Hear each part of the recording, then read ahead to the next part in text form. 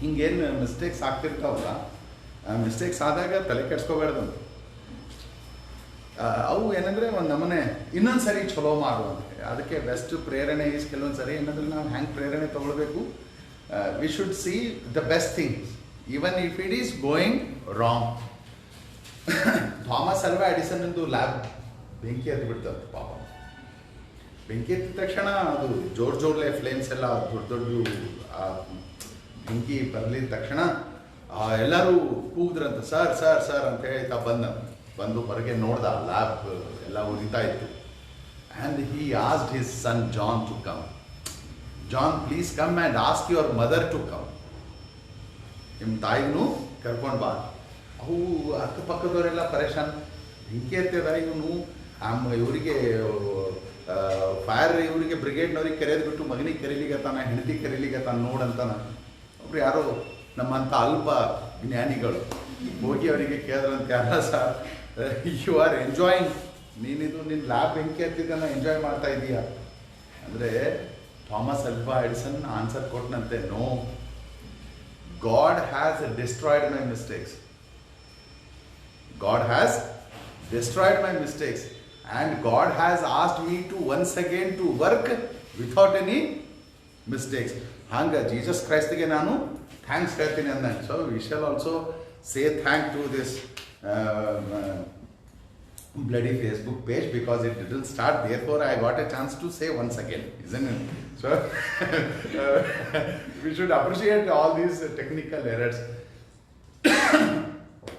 ನಾವು ನಿನ್ನೆ ಏನಂತಂದರೆ ಒಂದು ಅರ್ಥವ್ಯವಸ್ಥೆಯಲ್ಲಿ ವ್ಯಾಪಾರದ ಸನ್ನಿವೇಶ ಹೇಗಿದೆ, ವ್ಯಾಪಾರದ ಸ್ಥಿತಿಗತಿಗಳು ಹೇಗಿವೆ ಅನ್ನೋದನ್ನು ಆರ್ಥಿಕ ಅಂಶಗಳ ದೃಷ್ಟಿಯಿಂದ ನೋಡಿದೆ, from economic point of view. But there are some institutions, ಅಲ್ಲಿ ಕೆಲವು ಸಂಸ್ಥೆಗಳವ ಜಾಗತಿಕ ಮಟ್ಟದಲ್ಲಿ, ಅವು ಅಧ್ಯಯನ ಮಾಡ್ತಾವೆ. ಇಡೀ ವಿಶ್ವದ ದೇಶಗಳನ್ನು ತೆಗೆದುಕೊಂಡು ರ್ಯಾಂಕಿಂಗ್ ಮಾಡ್ತಾವೆ. ರ್ಯಾಂಕಿಂಗ್ ಮಾಡಿ ಯಾವ ದೇಶದಾಗ ಚಲೋ ಅದ, ಯಾವ ದೇಶದಲ್ಲಿ ವ್ಯಾಪಾರ ಮಾಡಿದರೆ ಒಳ್ಳೆಯದು, ಎನ್ವೈರ್ಮೆಂಟ್ ಯಾವ ದೇಶದಲ್ಲಿ ಚೆನ್ನಾಗಿದೆ ಅಂತ ಹೇಳಿನೂ ಲಿಸ್ಟ್ ಮಾಡ್ತಾರೆ. For us there are 3 rankings, there are 3 institutions which make a global ranking. 3 ಜಾಗತಿಕ ಮಟ್ಟದ ಸಂಸ್ಥೆಗಳವ. ನೀವು ಅನ್ಬೋದು, ಸರ್ 4ನೇದೊಂದು ಬರ್ದಿರಲ್ರಿ, ನಮಗೆ ಹೇಳೋದೇನೋ 3 ಅಂತ ಹೇಳಿಗತ್ತೀರಿ, ಯಾಕೆ ನಿಮ್ಮ ಮಾಸ್ಟರ್ ನಿಮಗೆ 4 ಅನ್ನೋದು ಕಲಿಸಿಲ್ಲ ಏನು ಅಂತಲೂ ನಿಮ್ಗೆ ಕೇಳ್ಬೋದು. ಇಲ್ಲ, ಅದು 4ನೇದು ಆಮೇಲೆ ಹೇಳೋಣ. 4th is not an indicator of business environment. ಈ 4ನೇದು ಏನು ಸಂಸ್ಥೆ ಅದ, ನಾನು ಅದರ ಬಗ್ಗೆ ಆಮೇಲೆ ಹೇಳ್ತೀನಿ. ಬಟ್ ಈಗ ಒಂದು ಸಂಕ್ಷಿಪ್ತವಾಗಿ ತಿಳ್ಕೊಳ್ಳೋಣ. ಇದು ಆರ್ಥಿಕ ಸ್ಥಿತಿಗತಿಗಳ ಬಗ್ಗೆ ಹೇಳೋದಿಲ್ಲ, ಬಟ್ ಈ ದೇಶ ಎಷ್ಟು ಖತರ್ನಾಕ್ ಅದ ಅಂತ ಹೇಳುತ್ತಾರೆ. ಈ ದೇಶ ಒಳ್ಳೆಯದ ಕೆಟ್ಟದ, ಇವೆಲ್ಲ ಹೆಂಗೆ ಹೇಳ್ತಾವ ಅಂದರೆ, ಈ ಎಲ್ಲ ದೇಶಗಳು ಒಳ್ಳೆಯವೇ, ದೇಶದ ಪರಿಸ್ಥಿತಿ ಹೆಂಗದ ಹೇಳ್ತಾವ. ಡಿಫರೆನ್ಸ್ ಅದು. The first 3 rankings tell you the situations in an economy, whether they are pro-business or they are anti-business. But the 4th institution, FATF, I will later on tell you what exactly this means. This is an institution which tells you how the country itself is, whether country is good or bad ಅನ್ನೋದೇ ಹೇಳ್ತದೆ. ಇಲ್ಲಿ ನೀವು ವ್ಯವಹಾರ ಮಾಡಬೇಕಾ ಮಾಡಬೇಡ್ದ, and ಇದ್ರದ್ದು ಏನು suggestions ಅವನು, ಇದ್ರದ್ದೇನು indicators ಅವನು, ಅದು ಕಡ್ಡಾಯ ಇಲ್ಲ ಯಾವುದೇ ದೇಶದ ಮೇಲೆ ಹೀಗೆ ಅಂತ ಹೇಳಿ. ಬಟ್ ಸಮಸ್ಯೆ ಏನಂತಂದರೆ, ಈ ಸಂಸ್ಥೆ ಏನಾದರೂ ಯಾವುದಾದ್ರೂ ದೇಶಕ್ಕೆ ಪಟ್ಟಿ ಒಳಗೆ ಹಾಕಿದರೆ, ಅದರ ಹತ್ರ 2 ಪಟ್ಟಿಗಳವ, ಬ್ಲ್ಯಾಕ್ ಲಿಸ್ಟ್ ಮತ್ತು ಗ್ರೇ ಲಿಸ್ಟ್. ಬ್ಲ್ಯಾಕ್ ಲಿಸ್ಟ್ ಮತ್ತು ಗ್ರೇ ಲಿಸ್ಟ್. ಈ ಲಿಸ್ಟಿನಾಗ ಏನಾದರೂ ಹೆಸರುಗಳು ಬಂದರೆ ಆ ದೇಶಗಳಿಗೆ ಆರ್ಥಿಕ ಹೂಡಿಕೆನೇ ಆಗಂಗಿಲ್ಲ. ಹೀಗಾಗಿ ನೋಡೋಣ ಆಮೇಲೆ, we shall see what exactly this FATF is. But let us try to understand what these 3 first institutions are. ಈ 3 ಅಂತಾರಾಷ್ಟ್ರೀಯ ಸಂಸ್ಥೆಗಳೇನವ. ಮೊದಲನೇದು global competitive index, global competitiveness index, ಜಾಗತಿಕ ಮಟ್ಟದಲ್ಲಿ ಪೈಪೋಟಿಯನ್ನ ಸೂಚಿಸುವಂತ ಒಂದು ಸೂಚಾಂಕವಾಗಿರುತ್ತದೆ. ಇದಕ್ಕೆ ರ್ಯಾಂಕಿಂಗ್ ಕೊಡ್ತಾರೆ. 2ನೇದು ಇದು ವರ್ಲ್ಡ್ ಎಕನಾಮಿಕ್ ಫೋರಮ್ ಅಂತ. ವರ್ಲ್ಡ್ ಎಕನಾಮಿಕ್ ಫೋರಮ್ ಇದೊಂದು ಜಾಗತಿಕ ಮಟ್ಟದ ಆರ್ಥಿಕ ವೇದಿಕೆ ಆಗಿರುತ್ತದೆ. ಈ ವೇದಿಕೆದವರು ಲಿಸ್ಟ್ ಮಾಡ್ತಾರೆ. ಇವರು ಲಿಸ್ಟ್ ಮಾಡಬೇಕಾದ್ರೆ ಏನೇನು ಅಂಶಗಳು ತಗೊಳ್ತಾರೆ ಹೇಳೋಣ. ಈಗ ಫಸ್ಟ್ ಇದು ಗ್ಲೋಬಲ್ ಕಾಂಪಿಟಿಟಿವ್ನೆಸ್ ಇಂಡೆಕ್ಸ್ WEF. ಎರಡನೇದು ವರ್ಲ್ಡ್ ಬ್ಯಾಂಕಿನವರು, ಜಾಗತಿಕ ಬ್ಯಾಂಕಿನವರು ಒಂದು ಪಟ್ಟಿ ತಯಾರು ಮಾಡ್ತಾರೆ. ಆ ಪಟ್ಟಿಗೆ ಹೆಸರು ಕೊಟ್ಟಾರ ಅವರು doing business ranking. Doing business ranking ಅಂದ್ರೆ ಈ ಅರ್ಥವ್ಯವಸ್ಥೆಗಳಲ್ಲಿ ವ್ಯಾಪಾರ ಮಾಡಲಿಕ್ಕೆ ಇರುವ ರ್ಯಾಂಕಿಂಗ್ ಇದು. ಅಂದ್ರೆ ಯಾವ ದೇಶದಲ್ಲಿ ನೀವು ಬಿಸ್ನೆಸ್ ಮಾಡಬೇಕು ಅಥವಾ ಮಾಡಬೇಡ ಅದು ನಿಮಗೆ ಬಿಟ್ಟಿದ್ದು. ಅವರು ನಿಮಗೆ ಮಾಡ್ರಿ ಅಂತಲೂ ಹೇಳೋದಿಲ್ಲ, ಮಾಡಬೇಡ ಅಂತಲೂ ಹೇಳೋದಿಲ್ಲ, ಬಟ್ ರ್ಯಾಂಕ್ ಕೊಡ್ತಾರೆ. ಈಗ ಉದಾಹರಣೆಗೆ ಹೆಂಗಂತಂದ್ರೆ ಒಂದು 4 ಜನ ರನ್ನಿಂಗ್ ರೇಸ್ ಓಡ್ಯಾರ ಅಂತ ಇಟ್ಕೋಣ. 4 ಜನ ರೇಸ್ ಓಡ್ಯಾರ, ಫಸ್ಟ್ ಪ್ರೈಸ್ ಯಾರಿಗೆ ಕೊಡಬೇಕು? ಈಗ ಫಸ್ಟ್ ಪ್ರೈಸ್ ಯಾರಿಗೆ ಕೊಡ್ಬೇಕಂದ್ರೆ ನೀವು ಯಾವ ಓಡ್ಸ್ಯಾನೋ ನೀವು ಕೇಳ್ತೀರಿ, ಅಲ್ಲಪ್ಪ ಯಾರು ಕಡಿಮೆ ಸಮಯದಾಗ ಓಡ್ಯಾರ ಸರ್, ನೀವು ಹಿಂಗಲ್ಲಿಗೆ ಬರ್ತದೇನ್ರಿ, ಇಷ್ಟು ಮಂದಿ ಹಿಂಗೆ ಓಡ್ಯಾರ್ರಿ, ನೀವು ಯಾರಿಗಾರ ಪ್ರೈಸ್ ಕೊಡ್ರಿ ಅನ್ಬೋದಾ? ನೋ. ಯಾರ್ಯಾರು ಟೈಮ್ನಾಗ ಓಡಿರ್ತಾರೋ ಅವ್ರ ಟೈಮ್ ನೋಡಿಕೊಂಡು ಯಾವನು ಕಡಿಮೆ ಟೈಮ್ನಾಗ ಓಡ್ಯಾನೋ ಅವನಿಗೆ ನೀವು ಪ್ರೈಸ್ ಕೊಡ್ತೀರಾ. ಬಟ್ ಇವ್ರು ಇಂಥವ್ರಿಗೆ ಪ್ರೈಸ್ ಕೊಡ್ರಿ ಅಂತ ಹೇಳೋದಿಲ್ಲ. ಇವ್ರು ಇಷ್ಟಿಷ್ಟು ಟೈಮ್ನಾಗ ಓಡ್ಯಾರ ಅಂತ ಹೇಳ್ತಾರೆ. ಪ್ರೈಸ್ ಕೊಡೋದು ಬಿಡೋದು ನಿಮ್ಮ ಹಣೆ ಬರ. ಇದರ ಅರ್ಥ ಇವ್ರು ರ್ಯಾಂಕಿಂಗ್ ಮಾಡ್ಯಾರ. ರ್ಯಾಂಕಿಂಗ್ ಏನಂತ ಮಾಡ್ತಾರ? These are the countries which stand best in our list. ನಮ್ಮ ವಿಶ್ಲೇಷಣೆಯಲ್ಲಿ, ನಮ್ಮ ಅನಾಲಿಸಿಸ್ನಲ್ಲಿ these countries are the one which have good environment, which have good situation, which have good conditions for business. This is doing business ranking. This is done by World Bank people. There is another forum called Heritage Foundation. Heritage Foundation. These people also make ranking. These people also release a list of countries according to their own indicators. This is called economic freedom index, ಆರ್ಥಿಕ ಸ್ವಾತಂತ್ರ್ಯದ ಸೂಚಕ. ನೀವು ನೋಡ್ಬೋದು 3 ಬೇರೆ ಬೇರೆ ದೃಷ್ಟಿಕೋನದ ಪಟ್ಟಿಗಳು. ಇದು ಕಾಂಪಿಟೇಟಿವ್ನೆಸ್ ಹೇಳುತ್ತದೆ, ಅಂದ್ರೆ ಒಂದು ಅರ್ಥವ್ಯವಸ್ಥೆ ಒಳಗೆ ಕಾಂಪಿಟೇಷನ್ ಹೆಂಗದ, ಅಥವಾ ಅರ್ಥವ್ಯವಸ್ಥೆ ಒಳಗೆ ಕಾಂಪಿಟೇಷನ್ ಅದ ಅಂತಾಕ್ಷಣ ಎಂಥ ಗುಣಮಟ್ಟದ ಸಂಸ್ಥೆಗಳು, ಎಂಥ ಗುಣಮಟ್ಟದ ನೀತಿಗಳು ಇಲ್ಲಿ ಅವ ಅಂತ ಅರ್ಥ. ರೈಟ್? ಯಾಕಂತಂದ್ರೆ ನೀವು ಕಾಂಪಿಟೇಷನ್ ಮಾಡ್ತೀರಿ, ಪೈಪೋಟಿ ಅದಂತಂದ್ರೆ ನಿಮಗೆ ಅಲ್ಲಿ ಮುಕ್ತವಾದ ವಾತಾವರಣ ಇದ್ರೆ ಮಾತ್ರ ನೀವು ಪೈಪೋಟಿ ಮಾಡ್ಬೋದು. ಇಲ್ಲ ರೀ, ಫಾರ್ ಎಕ್ಸಾಂಪಲ್ ನೀವು ಯಾವ ಕಲರ್ ಡ್ರೆಸ್ ತಂದ್ರೂ ನಡೀತದ್ರಿ, ಆದ್ರೆ ಬ್ಲ್ಯಾಕ್ ತರಬೇಕು ನೋಡ್ರಿ ಅಂದ್ರೆ ಏನು ಅರ್ಥ? ನೀವು ಯಾವ್ದಾದ್ರು ಕಲರ್ ತಂದ್ರೂ ನಡೀತದ, ಬಟ್ ಬ್ಲ್ಯಾಕ್ ತರಬೇಕು, ಏನರ್ಥ? Is there any freedom here? First ಹೇಳಿಕೆದ ಸಂಪೂರ್ಣ ಸ್ವಾತಂತ್ರ್ಯ ಅದ, ಯಾವ್ದಾದ್ರು ಕಲರ್ ತೊಗೊಂಡ್ ಬರ್ರಿ and you are very happy, but black ತೊಗೊಂಡ್ ಬರ್ಬೇಕು. ಸೊ ದಿಸ್ ಚಾಯ್ಸ್ ಏನ್ ಮಾಡ್ಬೇಕು? ಫಾರ್ ಎಕ್ಸಾಂಪಲ್, ತಾವು ಹಳೆ ಹಿಸ್ಟ್ರಿ ಬುಕ್ಸ್ ಏನಾದರೂ ಅಧ್ಯಯನ ಮಾಡಿದ್ರೆ, ಓಲ್ಡ್ ಪ್ಲೀಸ್ ಕಮ್, ಚರಿತ್ರೆದು ನೀವು ಪುಸ್ತಕಗಳು ಓದಿದ್ರೆ you will see economic situations in a nation. Economic situation in a nation. When I say nation, ನಾನು ದೇಶ ಅಂತೀನಿ ಅಂತಂದ್ರೆ ಈ ದೇಶ ಅನ್ನೋದು ಪರಿಕಲ್ಪನೆ ಬಹಳ ಇತ್ತೀಚೆಗೆ ಬಂದಿರೋದು. ರೈಟ್? ಅದಕ್ಕಿಂತ ಮುಂಚೆ ದೇರ್ ವಾಸ್ ನೋ ದೇಶ ಲೈಕ್ ದಟ್. ಇಲ್ಲ, ಯಾವ ರಾಜಂದು ತೋಳ್ಬಲ ಜಾಸ್ತಿ ಇತ್ತೋ ಆ ದೇಶ ಒಂದೇ. ಇಲ್ಲ ರೀ, ಫಾರ್ ಎಕ್ಸಾಂಪಲ್ ಮೊಘಲ್ ಸಾಮ್ರಾಜ್ಯ. ರೈಟ್? ಮೊಘಲ್ ಸಾಮ್ರಾಜ್ಯ ಅಂದ್ರೆ ಏನರ್ಥ? ಅವಂದು ಎಲ್ಲೆಲ್ಲಿ ದಬ್ಬಾಳಿಕೆ ನಡೆದದೋ ಅವಂದು ಸಾಮ್ರಾಜ್ಯ. ಇಲ್ಲ, ಉದಾಹರಣೆಗೆ ಭಾರತದಾಗ ಎಲ್ಲ ಕಡೆ ಇರಲಿಲ್ಲ, ಯಾಕಂತಂದ್ರೆ ಕೃಷ್ಣದೇವರಾಯ ಇದ್ದ ಆಟ. ಸೊ ಸಾಮ್ರಾಜ್ಯ, ಮೊಘಲ್ ಸಾಮ್ರಾಜ್ಯ ಎಲ್ಲಿ ತನ ಇತ್ತು? ಕೃಷ್ಣದೇವರಾಯನ ಬಾರ್ಡರ್ ಆಚೆ ಇತ್ತು. ಅಥವಾ ಶಿವಾಜಿ ಮಹಾರಾಜ್ ಛತ್ರಿ ಹಿಡ್ಕೊಂಡು ಓಡಾಡ್ತಿದ್ದ, ತಲವಾರ್ ಹಿಡ್ಕೊಂಡು ಓಡಾಡ್ತಿದ್ದ, ಅಲ್ಲಿ ಮೊಘಲ್ ಸಾಮ್ರಾಜ್ಯ ಇರಲಿಲ್ಲ. ಸೊ ಇನ್ ದ ಸೆನ್ಸ್ ಒಂದೇ ದೇಶ ಅಂತಿದ್ರು, ಒಬ್ಬ ದೊರೆದು ಆಳ್ವಿಕೆ ಎಲ್ಲ ಕಡೆ ಇರಲಿಲ್ಲ. ಅಲ್ಲಿ ಆಳ್ವಿಕೆ ಮಾಡ್ಬೇಕಂದ್ರೆ ಯುದ್ಧ ಮಾಡ್ಬೇಕು. ಸೊ ದೆರ್ ವಾಸ್ ನೋ ದೇಶ. Even if there was a ದೇಶ, someone could have ruled from other places. For example, Bharat was there. We were Indians. We were our own country, but we were ruled by British people. A queen was sitting somewhere in England. She used to rule us.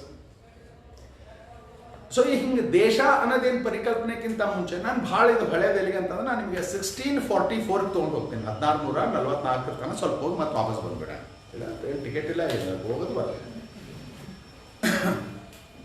ಇದಕ್ಕಿಂತ ಮುಂಚೆ 1644ಕ್ಕಿಂತ ಮುಂಚೆ ಅಥವಾ somewhere around 1570 1580 ಹಿಂಗೆಲ್ಲ ಪೀರಿಯಡ್ದಾಗ Spain ದೇಶ ಇತ್ತು, ಸ್ಪೇನ್ದು ದೊರೆಗಳಿದ್ರು, and ಡಚ್ನವ್ರನ್ನೂ ಇದ್ರು, Holland ಅಂತ ಕರಿತಿದ್ರು, ರೈಟ್? ಅವರು ಪ್ಲೀಸ್ ರಿಮೆಂಬರ್, ಸ್ಪೇನ್ ದೊರೆಗಳನ್ನು ದೇಶದಾಗ ಬಿಸ್ನೆಸ್ ಮ್ಯಾನ್ ಇದ್ರು, ಅಲ್ಲಿನೂ ಸಾಲ ಕೊಡೋದು ತಗೊಳ್ಳೋದು ಆಗ್ತಿತ್ತು. ಅದರಂತೆ ಹಾಲ್ಯಾಂಡ್ನಾಗೂ ಸಾಲ ಕೊಡೋರು ತಗೊಳ್ಳೋರು ಇರ್ತಿದ್ರು, ಆ್ಯಂಡ್ ಬೇರೆ ದೇಶದವ್ರು ಹೋಗಿ ಅಲ್ಲಿ ವ್ಯಾಪಾರ ಮಾಡ್ತಿದ್ರು.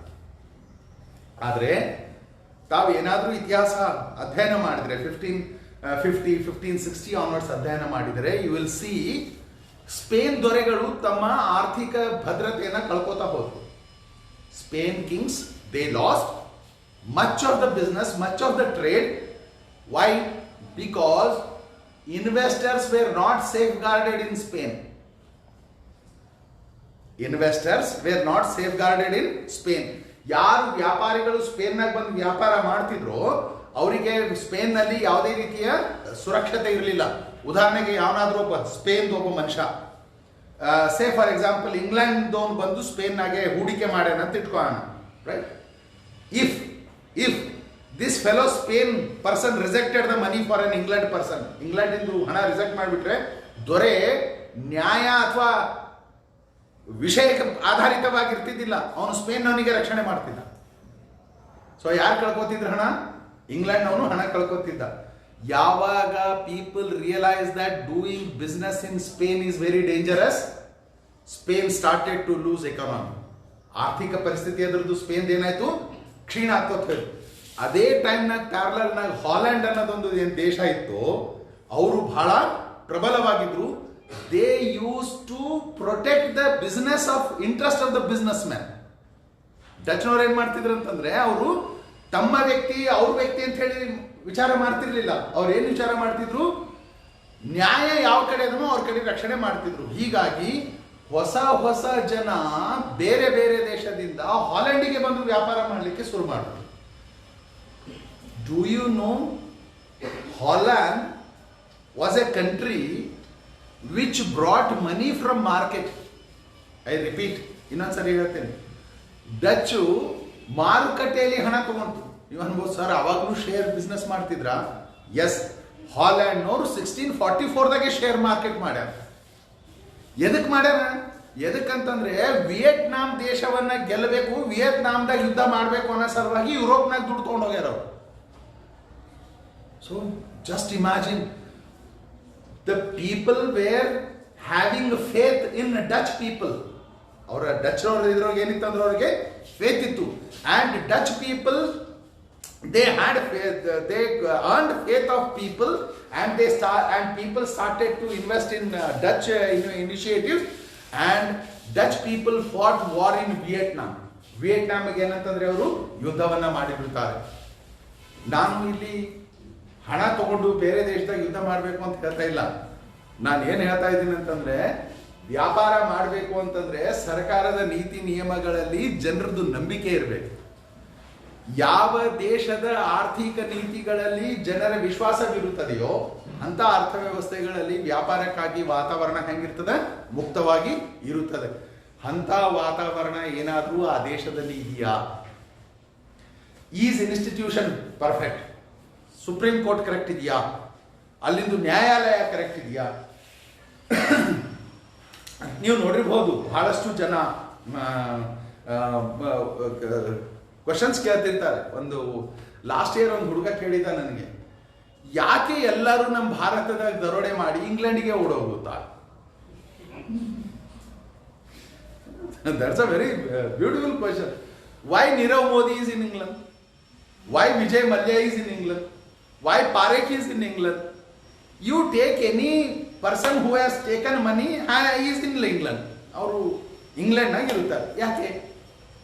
ಇಂಗ್ಲೆಂಡ್ ಏನು ಕಳ್ಳರಿಗೆ ರಕ್ಷಣೆ ಕೊಡುತ್ತದ? ಅಂದ್ರೆ ದರೋಡೆಕೋರರಿಗೆ ಕೊಡುತ್ತದ? No, it's not like that. The thing is that in England human value is more important. ಇಂಗ್ಲೆಂಡ್ನಾಗ ಏನದ ಒಂದು ಇನ್ನೊಂದು, ಇಂಗ್ಲೆಂಡ್ನಾಗ ಕಾನ್ಸ್ಟಿಟ್ಯೂಷನ್ ಇಲ್ಲ. There is no return constitution. ಉದಾಹರಣೆಗೆ ನಮ್ಮ ಭಾರತದ ಎಡಕ್ಕೆ ಚಲಿಸಿ, ಎಡಕ್ಕೆ ಚಲಿಸಿ, ಬಲಕ್ಕೆ ಚಲಿಸಿದ್ರೆ ಏನಾಗ್ತದೆ? ಏನಾಗಂಗಿಲ್ಲ. ಬಲಕ್ಕೆ ಚಲಿಸಿದ್ರೆ ಏನಾಗ್ತದೆ? ನಿಮ್ಮ ಸಂಬಂಧಿಕರು ನಿಮ್ಮ ಹತ್ರ ಬರ್ತಾರ, ಇಲ್ಲ ನಿಮಗಾರ ಸಂಬಂಧಿಕರ ಹತ್ರ ಕರ್ಕೊಂಡು ಹೋಗ್ತಾರೆ. ಬಲಕ್ಕೆ ಚಲಿಸಿದ್ರೆ ಎರಡದಾಗ ಒಂದು ಏನು ಆಗದ ಏನಿಲ್ಲ ಅದೇ. ಬಟ್ ನಮ್ಮ ಭಾರತದಾಗ ಕೀಪ್ ಲೆಫ್ಟ್ ಅಂತ ಹೇಳಿ ಪ್ರತಿ 100 ಮೀಟರ್ 200 ಮೀಟರ್ಗೆ ಬರೆದ್ರು ಜನ ಮತ್ತೆ ಓಡಾಡೋರು ಬಲಕ್ಕೆ ಓಡಾಡ್ತಿರ್ತಾರೆ, ಗಾಡಿ ತೊಗೊಂಡು ಓಡಾಡ್ತಿರ್ತಾರೆ. ಕೆಲವು ಹುಡುಗರು ಅಂತೂ ಹಿಂಗೆ ಗಾಡಿ ಹಿಂಗೆಲ್ಲ ಮ್ಯಾಲ್ ಮಾಡಿ ಬಲಕ್ಕೆ ಹೋಗೋದೇ ಅವ್ರಿಗೆ ನಾನು ದೊಡ್ಡವನಾಗಿದ್ದೀನಿ ಅಂತ ತೋರಿಸ್ಬೇಕಂದ್ರೆ ಏನು ಮಾಡಬೇಕು? ಗಾಡಿ ಫಾಸ್ಟ್ ಆಗಿ ಬಲಕ್ಕೆ ಓಡಿಸ್ಕೊಂಡು ಹೋಗ್ಬೇಕು. ಇದು ಅದು ಮೈಂಡ್ ಸೆಟ್ ಇದೆ. ನಮ್ಮಲ್ಲಿ ಕಾನೂನು ಅದ, ಎಡಕ್ಕೆ ಚಲಿಸಿ ಕಾನೂನು ಅದ, ಬಲಕ್ಕೆ ಚಲಿಸಿ. ಇದು ನನ್ನ ಜನ್ಮಸಿದ್ಧ. ಬಟ್ ಇಂಗ್ಲೆಂಡ್ನಾಗ ಹಿಂಗೆಲ್ಲಿ ಬರ್ದಿದ್ದಿಲ್ಲ ಕಾನೂನು. ದೇರ್ ಇಸ್ ನೋ ಕಾನೂನ್. Keep left, there is no ಕಾನೂನ್. But still people keep left only. ಅಲ್ಲಿ ಎಡಗಡೆನೇ ಚಲಿಸ್ತಾರೆ.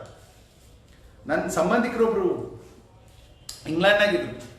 ಅಲ್ಲಿ ರಾತ್ರಿ 1 ಗಂಟೆಗೆ ರೆಡ್ ಲೈಟ್ ಇತ್ತು ರೋಡಿಗೆ. ಯಾರು ಇಲ್ಲ, ಆ ಕಡೆ ಇಲ್ಲ ಈ ಕಡೆ ನಿಂತರು. ನಮ್ಮವರೊಬ್ರು ಹೋಗಿದ್ರು, ಅವ್ರ ಸಂಬಂಧಿಕ ಭಾರತೀಯ. ಯಾರಿಲ್ಲ ಹೋಗು, ಯಾರಿಲ್ಲ ಹೋಗು. ಇದು ಯಾರಿಲ್ಲ ಹೋಗು ಅನ್ನೋದು ನಮಗೆ ಯಾಕದ ಅಂತಂದ್ರೆ, ನಮ್ಮಲ್ಲಿ ಅಲ್ಲಿ ರಾತ್ರಿ 1 ಗಂಟೆಗೆ ರೆಡ್ ಲೈಟ್ ಬಿದ್ದರೆ ನಿಲ್ತಾರೆ. ಯಾರು ಇಲ್ಲ ರೋಡ್ ಮೇಲೆ, ಆದರೂ ರೆಡ್ ಲೈಟ್ ನಿಂದಿರ್ಬೇಕು. ನಂಬಲ್ಲಿ ಹಂಗಲ್ಲ. ಇಲ್ಲಿ ನೋಡಿರ್ರಿ, ಇಲ್ಲಿ ಬಸವೇಶ್ವರ ಚೌಕ್ನಾಗ ಇನ್ನ ಅದು 3-4 ಆಗ್ತಿರ್ತದ. ಹಿಂದಿನ ಹಾರ್ ಹೊಡಿತಿರ್ತಾರೆ. 5 ಆಗಿರ್ತದೆ, ಬೆಳೆದು ಬಿಟ್ಟಿರ್ತಾರೆ ಮುಂದಕ್ಕೆ. ಬೆಳೆದು ಬಂದಿವಿ ವಾತಾವರಣ ಇಲ್ಲ. ನೀವು ಹಂಗೆ 5, 4, 3 ಅನ್ನೋದು ಆದಾಗ ನೀವು ಹೋಗದೇ ಇದ್ರೆ ನೀವು ಭಾರತೀಯರೇ ಅಲ್ಲ. ಹೋಗೇಬೇಕು ನೀವು. ಮುಂದೆ ನಿಂತವನಿಗೆ ಹಿಂದೆ ಹಾರ್ ಹೊಡಿನೇಬೇಕು. ನೀವು ಹಾರ್ ಹೊಡೆದ್ರೆ ಕರೆಕ್ಟ್. ಸೊ ಇಂಥ ವಾತಾವರಣ ಏನಾದರೂ ಇದೆಯಾ? ಅದಕ್ಕಾಗಿ ಅಲ್ಲಿ ಇಂಗ್ಲೆಂಡಿಗೆ ಯಾಕೆ ಓಡೋಗ್ತಾರೆ ಅಂತಂದ್ರೆ, ಮಾನವೊಂದು ರಕ್ಷಣೆಯದು ಇಂಪಾರ್ಟೆಂಟ್. ವಿಜಯ್ ಮಲ್ಯ ಏನು ಕೇಳ್ತಾನಂತಂದ್ರೆ, ನನಗೆ ಭಾರತದ ಜೈಲುಗಳಲ್ಲಿ ಸುರಕ್ಷತೆ ಇಲ್ಲ, ಅಲ್ಲಿ ವೆಸ್ಟರ್ನ್ ಟಾಯ್ಲೆಟ್ಸ್ ಇಲ್ಲ, ಅಂದ್ರೆ ನೀವು ಟಾಯ್ಲೆಟ್ ಕೂಡ್ಲಿಕ್ಕೂ ವ್ಯವಸ್ಥೆ ಬೇಕು. ಸುಪ್ರೀಂ ಕೋರ್ಟ್, ಭಾರತ ಸರ್ಕಾರಕ್ಕೆ ಇಂಗ್ಲೆಂಡಿನ ಕೋರ್ಟ್ ವಿವರಣೆ ಕೇಳಿದ, ನಿಮ್ಮ ಜೈಲುಗಳು ಹೇಗಿವೆ? ನಮ್ದು ಸಮಸ್ಯೆ ಸ್ವಾಮಿ, ಅವ ರೊಕ್ಕ ತಗೊಂಡು ಓಡಾಗ್ಯಾರ. ಅವ್ರ ಸಮಸ್ಯೆ ನಿಮ್ಮ ಜೈಲ್ನಾಗ ಇವನಿಗೆ ಹೆಂಗಿಡ್ತೀರಿ? So the thing is that ಇವೆಲ್ಲ ಸಾಂಸ್ಥಿಕ ಹೆಂಗವ. How are your institutions? How best they safeguard the human values? Human value is important. Human value is important. Therefore the thing is that global competitive index ಏನು ತೋರಿಸ್ತದೆ ಅಂತಂದ್ರೆ, how is an economy, right? And next doing business. ಒಂದು ರಾಜ್ಯದಲ್ಲಿ ಅಥವಾ ಒಂದು ದೇಶದಲ್ಲಿ ನಾನು ವ್ಯಾಪಾರ ಸ್ಟಾರ್ಟ್ ಮಾಡಬೇಕು ಅಂತ ಆದರೆ ಸರಳ ಇದೆನಾ, ಕಾಂಪ್ಲಿಕೇಟೆಡ್ ಇದೆನಾ? ಹೌದು. 91ಕ್ಕಿಂತ ಮುಂಚೆ 1991 ನಮ್ಮ ಭಾರತದ, ಅದಕ್ಕಿಂತ ಮುಂಚೆ ಲೈಸೆನ್ಸ್ ರಾಜ್ ಅಂತಿತ್ತು. ಏನು ಲೈಸೆನ್ಸ್ ರಾಜ್ ಅಂದರೆ, ನೀವು ಏನೇ ಉದ್ಯೋಗ ಮಾಡಬೇಕಂತಂದ್ರೆ, even if you want to start a small business, you must take an licence. ಇದಕ್ಕೆ ಲೈಸೆನ್ಸ್ ರಾಜ್ ಅಂತ ಕರಿತಿದ್ರು. ಇದು ಎಷ್ಟು ಕಾಂಪ್ಲಿಕೇಟೆಡ್ ಇತ್ತಂತಂದ್ರೆ, ಅವನ ಅಪ್ಲಿಕೇಶನ್ ಫಾರ್ಮ್ ತಗೊಂಡು ತುಂಬಲಿಕ್ಕೆ ಹೋದವ, ನನಗೆ ಬಿಸ್ನೆಸ್ಸೇ ಬೇಡ ಅಂತ ಹೇಳಿ ಅಪ್ಲಿಕೇಶನ್ ಮಡಿಸಿ ಬರ್ಬೇಕು. ಅಷ್ಟು ಅಗಾಧ ಮತ್ತು ಅನಾಹುತ ಇತ್ತದು ಫಾರ್ಮ್. ಬಟ್ ಈಗ ಏನು ಮಾಡ್ಯಾರ ಅಂತಂದ್ರೆ, in order to make starting business very easy, this licence has been removed. ಈಗ ಲೈಸೆನ್ಸ್ ತಗೊಳ್ಳೋದು ಅವಶ್ಯಕತೆ ಇಲ್ಲ. ನೀವು ಪ್ಲೇನ್ ಪೇಪರ್ ಮೇಲೆ, ವೈಟ್ ಪೇಪರ್ ಮೇಲೆ ಡಿಸ್ಟ್ರಿಕ್ಟ್ ಇಂಡಸ್ಟ್ರಿ ಸೆಂಟರ್ಗೆ ಹೋಗಿ ಅಪ್ಲಿಕೇಶನ್ ಕೊಟ್ಟು, ಸರ್ ನಾನು ಹಿಂಗೆ ಸ್ಟಾರ್ಟ್ ಮಾಡ್ತಾ ಇದ್ದೀನಿ ಅಂದ್ರೆ ಮಾಡಿಬಿಡ್ಬೋದು. ಆಮೇಲೆ ಇನ್ಕಮ್ ಟ್ಯಾಕ್ಸ್ ಫೈಲ್ ಮಾಡೋ ಹೊತ್ತಿಗೆ ನಿಮ್ಗೆ ಏನು ಕೆಲವು ಕ್ವಶನ್ಸ್ ಕೇಳ್ತಾರೆ, ಅವಕ್ಕೆ ಮಾತ್ರ ನೀವು ಕೊಡಬೇಕೇ ವಿನಃ ಈಗ ಲೈಸೆನ್ಸ್ ತೆಗೆದುಕೊಳ್ಳುವುದು ಬಹಳ ಬಹಳ ಸರಳವಾಗಿದೆ. ಹಿಂಗೆ ನಿಮ್ಮ ವ್ಯವಸ್ಥೆಯಲ್ಲಿ ಸರಳೀಕರಣ ಇದೆಯಾ? Doing business, how easy it is. ಮೊದಲು ನೀವು ಒಂದು 10-15 ವರ್ಷದ ಕೆಳಗಿಂದು ಇನ್ಕಮ್ ಟ್ಯಾಕ್ಸ್ ಫಾರ್ಮ್ ತುಂಬೋದು ನೋಡ್ರಿ. ಇನ್ಕಮ್ ಟ್ಯಾಕ್ಸ್ ಇಲ್ಲ 10 ಶೀಟ್ 10-12 ಶೀಟ್ ಇರ್ತಿತ್ತು ಅದು ಇನ್ಕಮ್ ಟ್ಯಾಕ್ಸ್ ತುಂಬೋದು ಇಲ್ಲ. ಈಗಿಲ್ಲ, ಸರಳ. ಅದ್ರ ಹೆಸರೇ ಇಟ್ಟಾರ ಸರಳ. ಇನ್ಕಮ್ ಟ್ಯಾಕ್ಸ್ ಫಾರ್ಮ್ ಹೆಸರೇನು ಸರಳ. ಒಂದೇ ಶೀಟ್ನಾಗ ತುಂಬಿ ಬಿಟ್ಬಿಡ್ಬೋದು. ಮೊದಲು ಹಂಗಿರ್ಲಿಲ್ಲ. ಈ ತುಂಬ ಸಲುವಾಗಿ ಒಬ್ಬನು ತುಂಬೋನು ಇರ್ತಿದ್ದ. There used to be a person. So how difficult is doing business in your country. ಎರಡನೇ, ಲೇಬರ್ದು ಲಾಸ್ ಹ್ಯಾಂಗ್ ಅವ್. How are the labour laws? Let me tell you, in some parts of our country, ಕೆಲವು ನಮ್ಮ ರಾಜ್ಯಗಳು, ಅದ್ರದ್ದು ಹೆಸರು ಹೇಳೋದು ಅವಶ್ಯಕತೆ ಇಲ್ಲ. ಯಾಕಂತಂದ್ರೆ ತಾವೆಲ್ಲರೂ ಮೆಚೂರ್ಡ್ ಆಗಿದ್ದೀರಾ, ತಮಗೆ ಪೊಲಿಟಿಕಲ್ ಇನ್ಕ್ಲಿನೇಷನ್ ಇರ್ತಾವೆ. ನಿಮ್ಗೆಲ್ಲರೂ ಒಬ್ಬೊಬ್ರು ಯಾರೋ ರಾಜಕೀಯ ನೇತಾರರು ನಿಮ್ದು ಹೀರೋ ಹೀರೋಯಿನ್ ಇರ್ತಾರೆ ಇಲ್ಲ. ನಾನು ಯಾವುದೋ ಒಂದು ರಾಜ್ಯದ ತೊಗೊಂಡೆ ಅಥವಾ ಯಾವುದೋ ಒಂದು ಹಿಂಗೆ ತೋಳೇರಿಸಿ ಧಿಕ್ಕಾರ ಅನ್ನೋ ಸಾಧ್ಯತೆ ಇರ್ತದೆ. ಬಟ್ ಹಂಗೆ ಬೇಡ. Therefore, I will tell you, there are some states where doing business is very difficult. ಕೆಲವು ರಾಜ್ಯಗಳು ಹೆಂಗವ ಅಂತಂದ್ರೆ ಅಲ್ಲಿ ನೀವು ವ್ಯಾಪಾರ ಮಾಡುವುದು ಬಹಳ ಸಮಸ್ಯೆ ಇರುತ್ತೆ. ಲೈಸೆನ್ಸ್ ಗಿಸೆನ್ಸ್ ಏನು ತೊಂದರೆ ಇಲ್ಲ. ನಿಮ್ಗೆ ಉದಾಹರಣೆಗಳು ಸುಮ್ಮನೆ ಇಸ್ವಿ ಹೇಳ್ತೀನಿ ನಾನು, ನೀವು ಆ ಘಟನೆ ಗೂಗಲ್ ಆಂಟಿಗೆ ಕೇಳಿ ನೋಡ್ಬೋದು. ಒಂದು ರಾಜ್ಯದಾಗ ಒಂದು ಕಾರ್ ಸಂಸ್ಥೆ ಸ್ಟಾರ್ಟ್ ಆಯ್ತು. ಆ ಕಾರ್ ಸಂಸ್ಥೆ ಸ್ಟಾರ್ಟ್ ಆಯಿತು, ನೋ ಪ್ರಾಬ್ಲಮ್, ಎಲ್ಲ ಎವ್ರಿಥಿಂಗ್ ವಾಸ್ ಓಕೆ. ಭೂಮಿ ಕೊಟ್ಟರು, ಎಲ್ಲ ಕೊಟ್ಟರು. ಅವರು ಸಾವಿರಾರು ಕೋಟಿ ಹೂಡಿಕೆ ಮಾಡಿ ಸ್ಟಾರ್ಟ್ ಮಾಡಿದ್ರು. ಆ್ಯಂಡ್ ಒನ್ ಫೈನ್ ಮಾರ್ನಿಂಗ್ ಆ ರಾಜ್ಯದ್ದು ಒಬ್ಬ ನೇತಾರಿಗೆ ಇದು ಚಲೋ ಅನಿಸ್ಲಿಲ್ಲ. ಆ್ಯಂಡ್ ಆ ನೇತಾ ಏನು ಮಾಡಿಬಿಟ್ರು ಅಂತಂದರೆ ರಾಜ್ಯ ತಮಾಮ್ ಭಾಷಣ ಮಾಡಿ, ಇದರಿಂದ ಏನಂತಂದರೆ ಜನರು ಹಾಳಾಗುತ್ತಾರೆ, ಬೀದಿಗೆ ಇಳಿಯುತ್ತಾರೆ, ಇದನ್ನು ಧಿಕ್ಕಾರ ಅಂತಂದರೆ ರಕ್ತಪಾತ ಆಯಿತು. ಆತ ಪಾಪ ಇಂಡಸ್ಟ್ರಿಯಲಿಸ್ಟ್ ಅಂದ, ನಮಸ್ಕಾರ ಅಂದ, ಥ್ಯಾಂಕ್ಸ್ ಅಂದ, ರಾತ್ರಿ ಅದಕ್ಕೆ ಮುಚ್ಕೊಂಡ ಬೇರೆ ರಾಜ್ಯಕ್ಕೆ ಹೋದ. ಈ ಕ್ವಶನ್ ಏನಂತಂದರೆ, ಯಾವ ರಾಜ್ಯದವರು ಆ ಉದ್ಯಮಿಗೆ ಓಡಿಸಿದ್ರು ಆ ರಾಜ್ಯದಲ್ಲಿ ಉದ್ಯೋಗ ಹೆಚ್ಚಾಗಿದೆಯಾ, ಆದಾಯ ಹೆಚ್ಚಾಗಿದೆಯಾ, ಬಡತನ ಕಡಿಮೆ ಆಗಿದೆಯಾ? ಮತ್ತೆ ಎದಕ್ಕೆ ಓಡಿಸ್ರು? ಎದಕ್ಕೆ ಓಡಿಸಿದ್ರೆ ಐಡಿಯಾ ಇಲ್ಲ, ಓಡಿಸ್ಬೇಕಾಗಿತ್ತು ಓಡಿಸ್ಯಾರ. ಹಿಂಗೇನಾದರೂ ನಿಮ್ಮ ಹತ್ರ ಇದೆಯಾ? Is it A problematic in your state? And if this is the situation in your state, then it is very harmful and it is very dangerous. No businessman will come to your place. ಯಾವ ವ್ಯಾಪಾರಿಯು ಏನಂತಂದ್ರೆ ನಿಮ್ಮ ರಾಜ್ಯಕ್ಕೆ ಬರಲಿಕ್ಕೆ ಸಾಧ್ಯ ಇಲ್ಲ.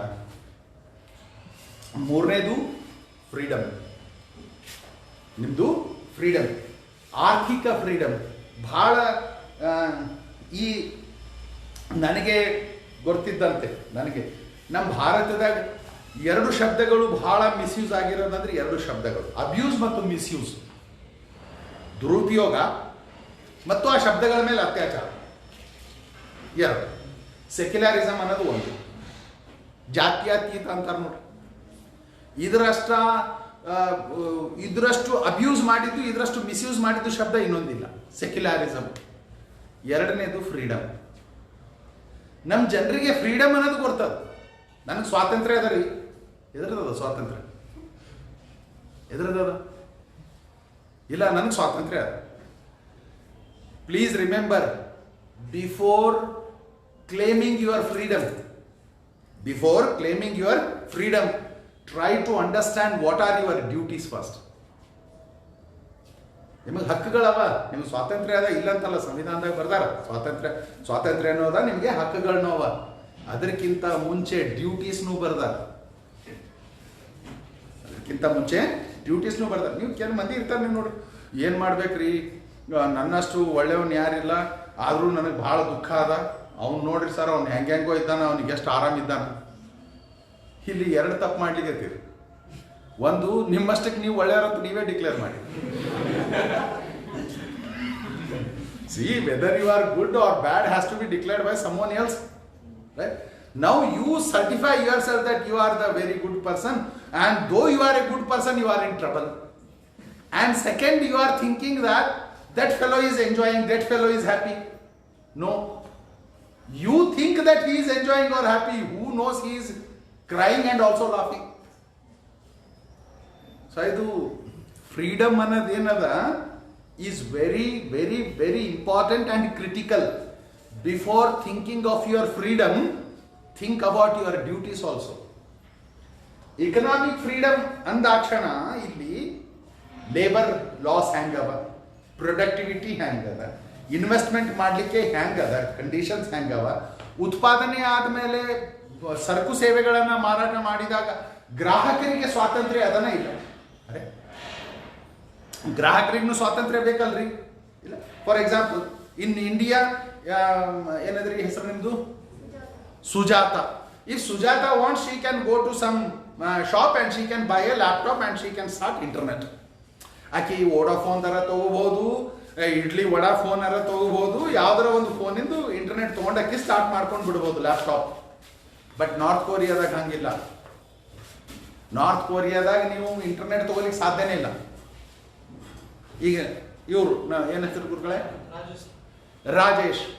ಈತ ರಾಜೇಶ್ ಯಾವ್ದಾದ್ರೂ ವಾರ್ತೆ ನೋಡ್ಬೋದು, ತೆಲುಗು ನೋಡ್ತಾ ನೋಡ್ತಾ ವಣಕ್ಕಂ ನೋಡ್ಬೋದು, ವಣಕ್ಕಂ ನೋಡ್ತಾ ಅದಾ ಬರ್ಸಿ ನೋಡ್ಬೋದು, ಯಾವ್ದಾರು ನೋಡ್ಬೋದು. ಬಟ್ ನಾರ್ತ್ ಕೊರಿಯಾದಾಗ ಹಂಗಿಲ್ಲ, ಇರಾನ್ನಾಗ ಹಂಗಿಲ್ಲ, ಚೈನಾದಾಗ ಹಂಗಿಲ್ಲ. ಚೈನಾದಾಗ ಅವ ಏನು ಹೇಳ್ತಾನೆ ಕಾನ್ ಚುಂಗ್ ಚಿಂಕ್ ಅಂತ ಹೇಳಿ ಅದೇ ನೋಡ್ಬೇಕು. ಬರ್ತಾನ ಗಂಡೋ ಹೆಣ್ಣು ಬಂದು ಕಾನ್ ಚಿಂಗ್ ಕೂ ಕುಯ್ ಕುಯ್ ಕೂ ಅಂತ ಏನಂತಾಳ, you have to listen this only. ನೀ ಅದ ಬಿಟ್ಟು ಎಲ್ಲ ಸಾಪಡಿಯ ಒಡಕಂ ಇಲ್ಲ, ಅವ್ರು ಅಲಾವೇ ಮಾಡೋದಿಲ್ಲ. So this freedom, freedom of consumer. I want to read Telugu newspaper, I want to read Telugu newspaper. But ಈಕೆ ಬರ್ತಾಳೆ ಕನ್ನಡ ಮಾತೆ ರಕ್ಷಕ. ನೀನು ಕರ್ನಾಟಕದಾಗ ಕನ್ನಡ ಇದು ತೆಲುಗು ಹೆಂಗೆ ಓದ್ತೀನಿ, ನಾನು ನನ್ನ ತಲೆಯನ್ನು ತೆಗೆಯುತ್ತೇನೆ ಅಂತ ಬಂದು. ಸೊ ನಾವು if this kind of freedom is not there, then people will not produce. ಯಾರು ಇನ್ವೆಸ್ಟ್ ಮಾಡಲಿಕ್ಕೆ ಸಾಧ್ಯ ಇಲ್ಲ. So when we say economic freedom, investment ದೃಷ್ಟಿಯಿಂದ ಫ್ರೀಡಮ್ ಇರಬೇಕು, ಪ್ರೊಡಕ್ಟಿವಿಟಿ ದೃಷ್ಟಿಯಿಂದ ಫ್ರೀಡಮ್ ಇರಬೇಕು, ಲೇಬರ್ ದೃಷ್ಟಿಯಿಂದ ಫ್ರೀಡಮ್ ಇರಬೇಕು, ಕನ್ಸ್ಯೂಮರ್ಸ್ ವತಿಯಿಂದ ಫ್ರೀಡಮ್ ಇರಬೇಕು. Freedom should be there in supply and demand. Market freedom should be there. Freedom from all aspects. ಒಂದು best ನಾನು ನೆಲ್ಸನ್ ಮಂಡೇಲಾದು ಸ್ಟೋರಿ ಹೇಳ್ತೇನೆ, so that you can understand what freedom is, what is the value of freedom, you can understand.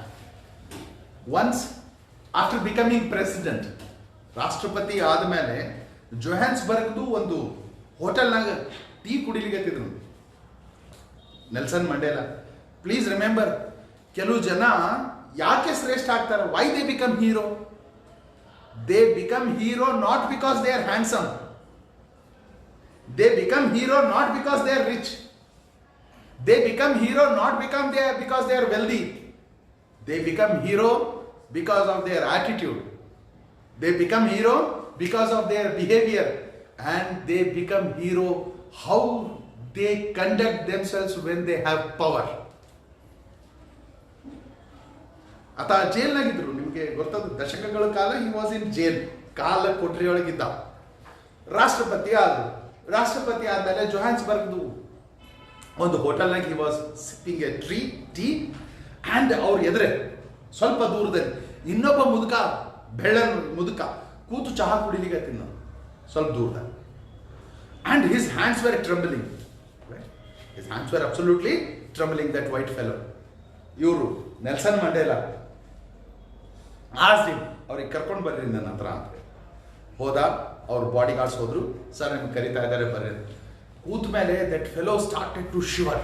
ಅವ್ನು ಬಿಲ್ಕುಲ್ ನಡಗ್ಲಿಕ್ಕೆ ಶುರು ಮಾಡ್ದ. Don't worry, have tea and have biscuit ಅಂತ ಹೇಳಿ ಕೊಟ್ರಂತೆ. ತಿಂದು ಕುಡ್ದು ಎಲ್ಲ ಸುಮ್ಮನೆ ಕೂತ ಮೇಲೆ ಅದ ಹೋದ್ಮೇಲೆ ನೆಲ್ಸನ್ ಮಂಡೇಲಾ ಹೇಳಿದ್ರು, do you know who is this man? ಯಾರಿದ್ರೀತ? ನಾನು ಜೈಲ್ನಾಗ ಇದ್ದಾಗ ನಾನು ಊಟ ಕೇಳಿದ್ರೆ ಊಟ ತಂದು ನನ್ನ ತಲೆ ಮೇಲೆ ಹಾಕ್ತಿದ್ದ. ಅವ್ನು ಜೈಲರ್ ಆಗಿದ್ದ. ಇವ್ರು ಯಾವ ಜೈಲ್ನಾಗ ಒಳಗೆ ಕೈದಿ ಆಗಿದ್ರು, ಎದುರು ಕೂತು ಬಿಳಿ ವ್ಯಕ್ತಿ, ಇವ್ರಿಗೆ ಏನಾಗಿದ್ದ, ಅವನು ಜೈಲರ್ ಆಗಿದ್ದ.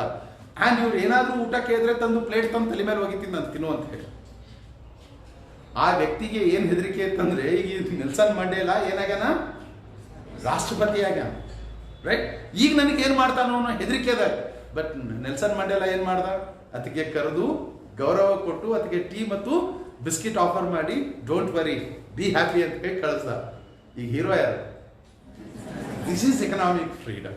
When I say freedom, economic freedom ಅಂತಂದ ತಕ್ಷಣ ಬಲದ್ದು ಫ್ರೀಡಮ್ ಅಲ್ಲ, ವ್ಯಾಲ್ಯೂ, ಕ್ಯಾರೆಕ್ಟರ್, ಆಟಿಟ್ಯೂಡ್, ಈ ಫ್ರೀಡಮ್ ನಿಮ್ಮ ಅರ್ಥವ್ಯವಸ್ಥೆಯಲ್ಲಿ ಇದೆಯಾ? ಜನ ಒಬ್ರಿಗೊಬ್ರು ಹೇಗೆ ಗೌರವ ಕೊಟ್ಟಿಕೊಳ್ಳುತ್ತಾರೆ? If people are respectable towards each other, if they have a good attitude, if they have approach towards each other in a good manner, good sense, if they are socially very bonding to each other, then you need not worry, economic freedom index will be very high.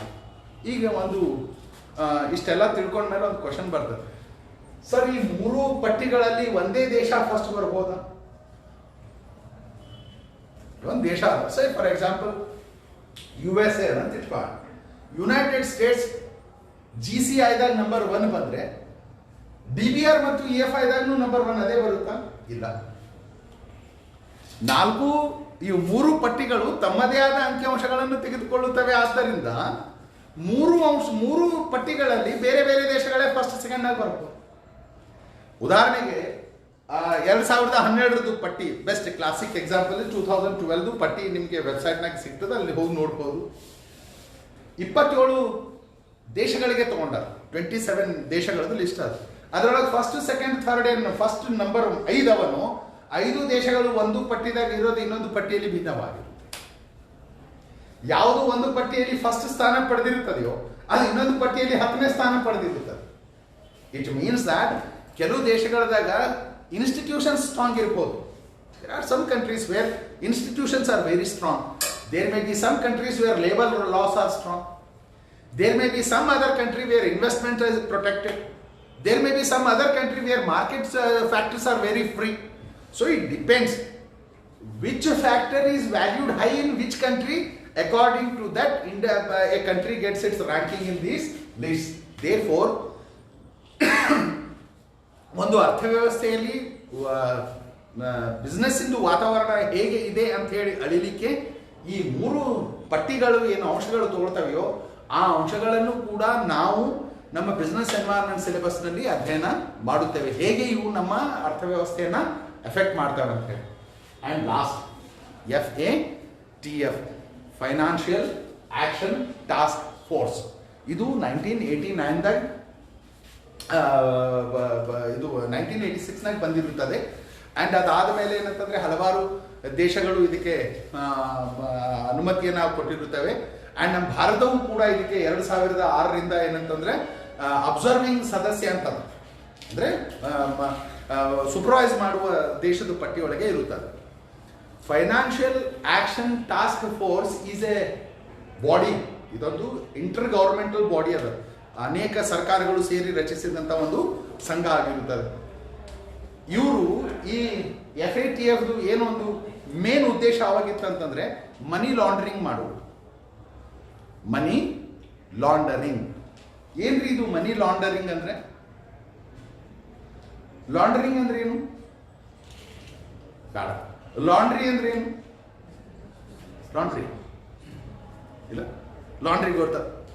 Dry clean ಕೊಟ್ಟಿರ್ತೀರಿ ರೇಷ್ಮೆ ಸೀರೆಗಳಿಗೆಲ್ಲ, ಇಲ್ಲಿ ತೆಗೆದು ಆ ಪೂರ ಸೀರೆನ ತೆಗಿಯಂಗಿಲ್ಲ, ಅದ್ರ ಮೇಲೆ ಬಿದ್ದಿದ್ದ ದಬ್ಬಾನ ತೆಗಿತಾರೆ, ರೈಟ್? ಇದಕ್ಕೆ ಲಾಂಡ್ರಿ ಈಸ್ ಬಟ್ಟೆ ಒಗೆದು ಇಸ್ತ್ರಿ ಮಾಡೋದಕ್ಕೆ ಏನಂತ ಕರಿತೀವಿ ನಾವು? ಲಾಂಡ್ರಿ ಶಾಪ್ ಅಂತ ಕರಿತೀವಿ. ಹಂಗ ಹಣಕ್ಕೂ ಲಾಂಡ್ರಿ ಮಾಡ್ತಾರೆ.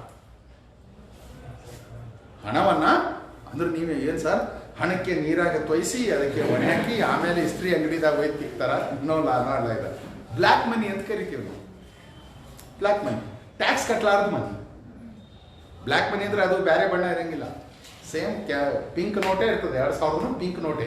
ಇದು ಬ್ಲ್ಯಾಕ್ ಮನಿ ಅದಂತಂದ್ರೆ ಅದಕ್ಕೆ ಅರ್ಧ ಕರ್ರಗ್ ಮಾಡಿ ಗಾಂಧಿಗೆ ಅರ್ಧ ಕರ್ರಗ ಹಚ್ಚಂಗಿಲ್ಲ.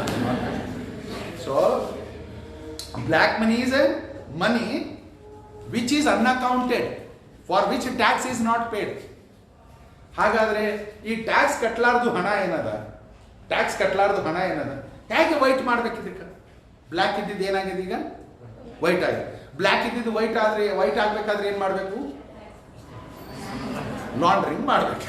So a money which was black, if it is converted in to white, that is called money laundering. ಹ್ಯಾಂಗ್ ಮಾಡ್ಬೋದು ಇದಕ್ಕೆ?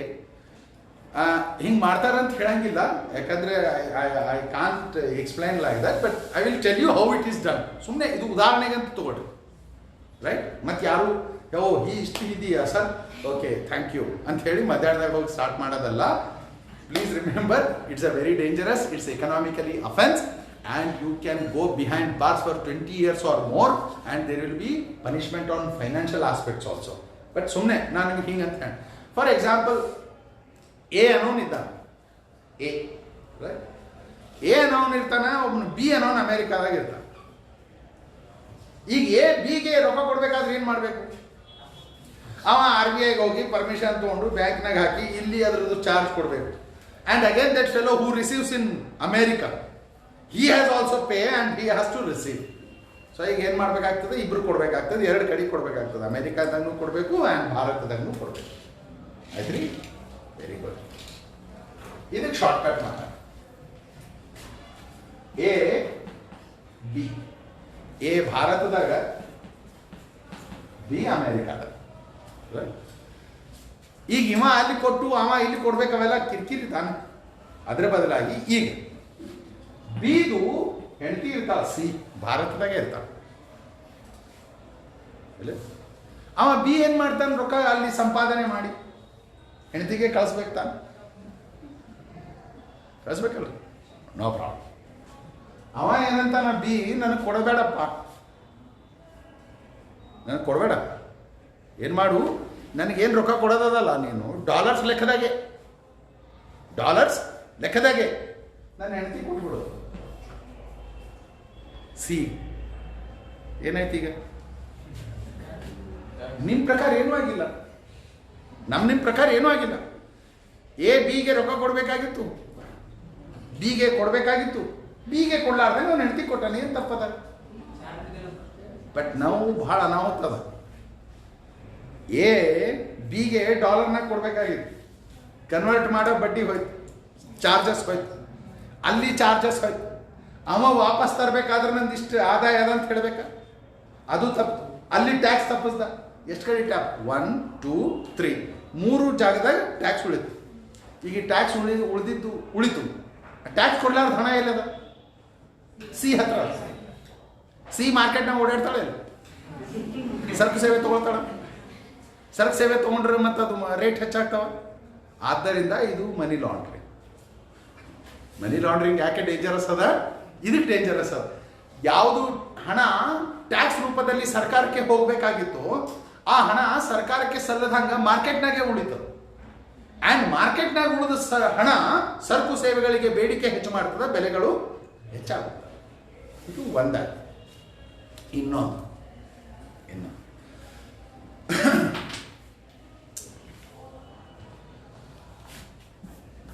ಇ ಮತ್ತು ಎಫ್ ಅಂತ ಹೇಳಿ ಇಬ್ರು ಅಕ್ಕಪಕ್ಕದಾಗಿರ್ತಾರೆ. ಇ ಮತ್ತು ಎಫ್ ಅಕ್ಕಪಕ್ಕದಾಗ ಮನೆಗಳವ, ಅಕ್ಕಪಕ್ಕದ. ಏನೋ ಪಾಪ ಇಬ್ರು ಒಳ್ಳೆಯವರು ಇದ್ರು ಅಂತ ಹೇಳಿ ಹಿಂದಕ್ಕೆ ಅವ್ರ ಪೂರ್ವಜರು ಇ ಮತ್ತು ಎಫ್ ನಡುವೆ ಕಾಂಪೌಂಡ್ ಕಟ್ಕೊಂಡಿಲ್ಲ. ಪಾಪ ಹಿಂದಕ್ಕಿಂದ ಇಬ್ರು ಒಳ್ಳೆಯವರು ಇದ್ರು ಅವ್ರು, ಇ ಮತ್ತು ಎಫ್. ಇದು ಇಲ್ಲಿ ತನ ನಂದಪ್ಪ, ಇದು ಇಲ್ಲಿ ತನ ನಂದು ಅಂತ ಹೇಳಿದ್ರು. ಆಯ್ತು ರೀ ಅಂತದ್ದು. ಮುಂದೆ ಇ ಮತ್ತು ಎಫ್ಗೆ ಹುಟ್ಟುವ ಉಪಗ್ರಹಗಳು ಮತ್ತೆ ಎಫ್ಗೆ ಸುಮ್ಮನೆ ಕೊಡಂಗಿಲ್ಲ, ಸ್ಯಾಟಲೈಟ್ ಉತ್ಪಾದನೆ ಆಗುತ್ತೆ. ಈ ಇಗೆ ಮತ್ತು ಎಫ್ಗೆ ಹುಟ್ಟುವ ಸ್ಯಾಟಲೈಟ್ಗಳು ಜಿ ಮತ್ತು ಎಚ್ ಶುರು ಮಾಡಿದ್ರು. ಇದು ನಂತದ, ಇದು ನಂತ. ಈಗ ಅದರೊಳಗೆ ಒಬ್ಬನು ಜಿ ಅವನಿಗೆ ತನ್ನದೇ ಆದ ತೊಂದರೆಗಳಿರ್ತಾವ ಮನ್ಯಾಗ. ಆದರೂ ಅವನಿಗೆ ಈ ಎಚ್ ಸರಿ ಜಗಳ ಆಡೋದಿರ್ತದೆ. ಜಿಗೆ ತನ್ನದೇ ಆದ ತೊಂದರೆಗಳವ. ಮಕ್ಕಳು ಓದುವಲು, ಮಕ್ಕಳ ಕಡೆ ಓಡಾಡ್ತಾವ. ಹೆಂಡತಿ ಊಟ ಕೊಡು ಅಂತಂದ್ರೆ ತಂದು ಬೋಗಾಣಿ ಹೊಡಿತಾವ ತಲೆ ಮೇಲೆ. G has its own problem. ಆದರೂ ಅವನಿಗೇನಂದ್ರೆ ಎಚ್ ಓಹೋ ಸ್ವಲ್ಪ ತಡೆ. He wants to create a problem with 2H. ಈಗ ಜಿ ಹತ್ರ ಹಣ ಇಲ್ಲ, ಜಗಳ ಆಡ್ಬೇಕಾದ್ರೆ ಏನು ಮಾಡಬೇಕು? ಇವ್ರದು ಯಾರೋ ದೂರದು ಸೋದರತ್ತಿ ಸೋದರ ಮಾವನ ಸಡಕನ್ ತಂಗಿ ಭಾವನ್ ನಿಗಂಡಿದ್ದು ಮೈದನ ಭಾವನ್ ಮಗ ಹೋಗಿದ ಯಮ್ ಅಂತ ಹೇಳಿ. ಯಾರೀತ ಭಾಳ ಕ್ಲೋಸ್ ರಿಲೇಷನ್. ಈಗ ಹೇಳ್ದಲ್ಲ, very close relative. He is mister M. He is in some different colony, ಬ್ಯಾರೆ ಅಲ್ಲ, ಇದು ನಮ್ದು ನಿಜಲಿಂಗಪ್ಪ ಕಾಲನಿದಾಗ ಅದ ಜಿ ಮತ್ತು ಎಚ್. ಇವ ಎಂ ಡ್ಯಾಡಿ ಕಾಲನಿದಾಗ ಇರ್ತಾನೆ. ಇವ್ರದ್ದು ಇನ್ನೊಬ್ಬ ದೂರದ ರಿಲೇಟಿವ್, ಇವ್ರದ್ದು ಭಾವನ ಸಡ್ಕನ್ ಸೋದರತ್ತಿದ್ದು ನೆಗಣಿನ ಭಾವನ ಮಗ ಎನ್. ಇವ ಮಮ್ಮಿ ಕಾಲನಿದಾಗ ಇರ್ತಾನೆ, ಡ್ಯಾಡಿ ಕಾಲನಿದಾಗ ಇರ್ತಾನೆ. ಇವ ಇವಂದು ಜೀದು ಒಂದೇ ಕೆಲಸ, ಏನ್ ಮಾಡ್ಬೇಕ್ರಿ, ನನ್ನ ಮಕ್ಕಳಿಗೆ ಓದಿಲ್ಲ ಬರೀಲ್ಲ, ಅವಕ್ಕೆ ಫೀಸ್ ಕಟ್ಟಬೇಕಾಗ್ಯದ, ಸ್ವಲ್ಪ ಹಣ ಕೊಟ್ಟರೆ ಚಲೋ ಆಯ್ತು ಅಂತ. ಯಾರಿಗೆ? ಡ್ಯಾಡಿ ಕಾಲನಿದಾಗಿರೋ ಎಮ್ಮಿಗೆ. ಅಂದ್ರೆ ಠೀಕ್ ಹೇ ತೊಗೊಂಡು ಹೋಗಂತ ಹೇಳಿ ಒಂದು 20 ರೂಪಾಯಿ ಕೊಟ್ಟು ಕಳಿಸ್ತಾನೆ ಫೀಸ್, ಅದು ತೊಗೊಂಡು. ಇವ ಏನು ಮಾಡಬೇಕು? ಇವ ಅಜ್ಜಿ ಹೋಗಿ ಫೀಸ್ ಕಟ್ಬೇಕು, ಹೋಗಿಲ್ಲ ಮಗನ್ ಕಾನ್ವೆಂಟ್ ಸ್ಕೂಲ್ ಟೀಚರ್ ಕಳಿಸ ನೋಟಿಸ್ ಇವನಿ, kindly pay the fees of your child ಅಂತ ಬಿಡ್ತಾನ. ಬಿಟ್ಟೇನು ಮಾಡ್ತಾನ, 20 ರೂಪಾಯಿದಾಗ 10 ರೂಪಾಯಿ ಎರಡು, 10 ರೂಪಾಯಿ ಎರಡು ಇಟ್ಟಂಗಿ ಒಂದಿಷ್ಟು ಸಿಮೆಂಟು ತೊಗೊಂಡು ಬಂದು ಏನು ಮಾಡ್ತಾನ, ಹೆಚ್ಚಿನ ಮನೆ ಕಡೆ ಹೋಗಿಲ್ಲ. ಮತ್ ಸ್ವಲ್ಪ ದಿವಸ ಆದ್ಮೇಲೆ ಎನ್ ಬಲ್ಲಿ ಹೋಗ್ತಾನ. ಏನ್ ಮಾಡ್ಬೇಕ್ರಿ, ನಾಳೆ ಕ್ರಿಸ್ಮಸ್ ಹಬ್ಬ ಅದ, ನನ್ನ ಹೆಂಡತಿ ಒಂದು ಸ್ಕರ್ಟ್ ತೊಗೊಂಡು ಬಂದ. ಯಾರು? ನನ್ನ ಹೆಂಡತಿ ಸ್ಕರ್ಟ್ ತೊಗೊಂಡು ಬಂದ. ಈ ಸ್ಕರ್ಟ್ ತೊಗೊಂಡು ಬಂದಳ 400 ರೂಪಾಯಿ ಕೇಳಿಗತ್ತ. ಏನು ಮಾಡಬೇಕು? ಯಾವಾಗ ನೀವು ಹೆಂಗೆ ಕೇಳ, ನಮ್ಮಲ್ಲಿ ಈಗ 400 ಇಲ್ಲ, 200 ರೂಪಾಯಿ ಅವತ್ತು. ಸಾಕು, ನಾ 200 ರೂಪಾಯಿ ಇದ್ರೆ ಅರ್ಧನೇ ಸ್ಕರ್ಟ್ ಬೈತೀನಿ ಅಂತ ಹೇಳಿ ದಿಸ್ ಫೆಲೋ ಸ್ಕರ್ಟ್ ತೊಗೊಂಡು ಹೋಗ್ಬೇಕಲ್ಲ ಹೆಂಡತಿ. ಮಾಡಂಗಿಲ್ಲ. ಏನು ಮಾಡ್ತಾನ, 2 ಮುಳ್ಳಿನ ಕಟ್ಟಿಗೆ, 2 ಕಬ್ಬಿಣದ ರಾಡ್ಗಳು ತೊಗೊಂಡು ಮತ್ತೆ ಹೆಚ್ಚಿನ ಮನೆ ಮುಂದೆ ಹೋಗಿದ್ದಾನೆ. ಇವ್ರ ಮ್ಯಾಲ ಒಬ್ಬನು ಇರ್ತಾನ, ವೈ ಅವ, ಇವ್ರಿಬ್ಬರ ಮೇಲೆ ಇರ್ತಾನ, ನಾವು ನೋಡ್ಕೋತೀರ. ಅವ ಅಂತಾನ, ಜಿ ಮತ್ತು ಎಚ್ ಜಗಳ ಅದ ನಿಜ, ಆದ್ರೆ ಜಿ ಎಲ್ಲರ ಹತ್ರ ದುಡ್ಡು ತೊಗೊಂಡು ಬರ್ಲಿಕ್ಕೆ ನನಗೆ ಬಡತನ ಅದ, ನನಗೆ ಬಡತನ ಅದ ಅಂತ ಹೇಳಿ. ಆದರೆ ಇವ ಸ್ಕೂಲ್ ಫೀಸ್ ಕಟ್ಟಂಗಿಲ್ಲ, ಹೆಂಡತಿಗೆ ಸ್ಕರ್ಟ್ ಇಸ್ಕೊಡಂಗಿಲ್ಲ, ಬ್ರೆಡ್ ಇಸ್ಕೊಡಂಗಿಲ್ಲ, ಬಟರ್ ಇಸ್ಕೊಡಂಗಿಲ್ಲ. ಆದರೆ ಪಕ್ಕದ ಮನೆಗೆ ಯಾವಾಗಲೂ ಸಿಮೆಂಟು, ಕಲ್ಲು, ಮುಳ್ಳು ಒಗಿತಿರ್ತಾನೆ. ಈ ದುಡ್ಡು ಏನು ಮಾಡ್ಲಿಕ್ಕೆ ನಾವು ತಗೊಂಡು, ಅದಕ್ಕೆ ಅವ ವೈ ಏನು ಮಾಡ್ತಾನ, ಫೋನ್ ಮಾಡ್ತಾನ ಎಮ್ಮಿಗೆ ಮತ್ತು ಎನ್ನಿಗೆ, daddy call me, mummy call. He makes a call. If next time this fellow G comes, don't give money to that fellow. In the name of problem, he is creating problem. In the name of problem, he is creating problem. Right. Okay. ಯಾರ phone ಹೋಯ್ತು? Y. ಯಾರಿಗೆ ಹೋಯ್ತು? ಈಗ gene ಹಣೆ ಬಾರ ಹೋಗ್ತಾನೆ ಮತ್ತೆ ಯಥಾ ರೀತಿ ತಮ್ಮ ಸೋದರತಿ ಗಂಡನ ಭಾವನ ಮನೆ ಹೋಗ್ತಾನೆ. ಹಿಂಗ್ರಿ ಅಂತ ಈಗಿಲ್ಲ, ಮುಂದೆ ಹೋಗೋಣ ನೋಡ. ಆಯ್ತು, ವಾಪಸ್ ಬರ್ತಾನೆ. ಇನ್ನೊಂದು ಸರಿ ಹೋಗ್ತಾನೆ ಎನ್ನನ ಹತ್ರ ಹೋದಾಗ ಎನ್ನು ಮನೆಯಾಗಿರ್ತಾನೆ. ಆದ್ರೂ ತಮ್ಮ ಯಾವುದೋ ಫಾಲ್ತು ಆಳ ಮಗನಿಗೆ ಕಳಿಸ್ತಾನೆ, ಕಸ ಹೊಡೆಯೋನಿಗೆ. ಆಮೇಲೆ ಬಾ ಅಂದಾರ ಅಂತ ಹೇಳ್ತಾನೆ. ಆಮೇಲೆ ಬಂದ ಅಂತ ಮತ್ತೆ ಪಾಪ ಜಿ ಯಥಾ ರೀತಿ ಮನೆಗೆ ಬರ್ತಾನೆ. ಇದಕ್ಕೆ ಕಾರಣ ಯಾರು? ಇಷ್ಟೆಲ್ಲ ಆಗಿದ್ದಕ್ಕೆ ಜಿ ಕಿತಾಪತಿ ಮಾಡ್ತಿದ್ದ. ಇವ್ರು ಪಾಪ ಗೊತ್ತಿರ್ಲಾರ್ದಂಗೆ ಹಣ ಕೊಡ್ತಿದ್ರು. ಈಗ ಸ್ಟಾಪ್ ಯಾರಿಂದ ಆಯ್ತು? ಈ ವೈನೇ FATF.